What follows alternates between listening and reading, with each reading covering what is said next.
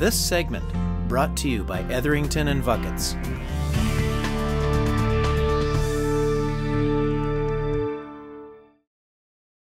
Welcome back. We're delving into the meaning of Christmas, and one of the most common traditions of Christmas is gift giving. We're continuing our conversation with Dr. Gerry Bowler, historian and author of the World Encyclopedia of Christmas. Gerry, tell us the meaning of gift, the origin of the Christmas gift. Well, the very first Christmas, the Nativity in Bethlehem, features gifts. It features the arrival of the wise men, these magi astrologers from the east, bearing gold and frankincense and myrrh, gifts that were precious in themselves but also had enormous religious significance. And when the Nativity comes to be celebrated openly, remember that Christianity had been a persecuted underground religion for hundreds of years. So it's not until the 300s that Christmas gets to be celebrated openly. And when it is, it's situated in the midst of a gift-giving season in Rome. Saturnalia, Brumalia, the Calends festival, all feature gifts. And Christians buy into this, particularly gifts for children.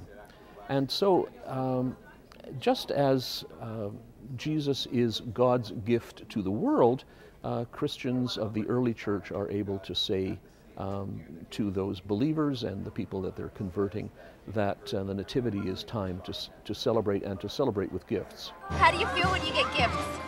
Depends on what it is. Oh, great. Excited. See, he likes it. Oh, the kids loves it. It's more for the kids, I guess. How do you feel when you get gifts on Christmas? Good. Happy! Yeah. Okay. Well, but Christmas giving is a reminder for Christians of the gift that God gave to the world. Tell us about God's gift. Well, this is the deepest meaning that Christians give to Christmas.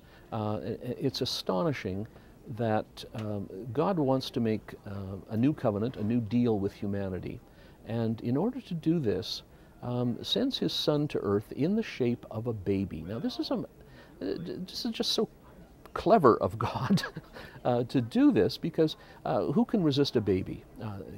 Particularly a baby born in the straitened kind of circumstances that Jesus is born into in Bethlehem.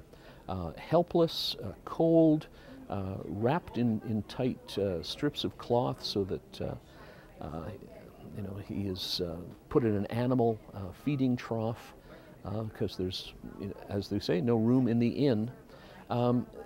This act of loving intelligence on the part of God, to send Jesus as the most lowly sort of creature, makes the nativity scene the centerpiece for Christmas, even among folks who are pretty secular.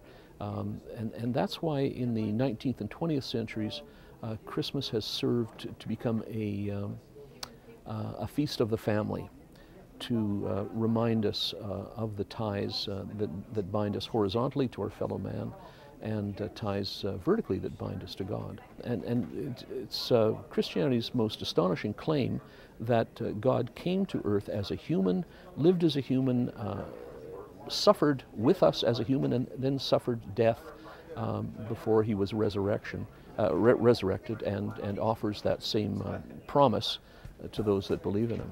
Dr. Bowler, thank you very much. You're quite welcome.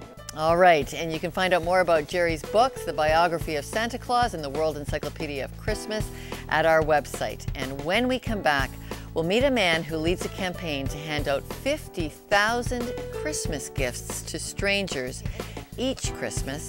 We'll find out why after this.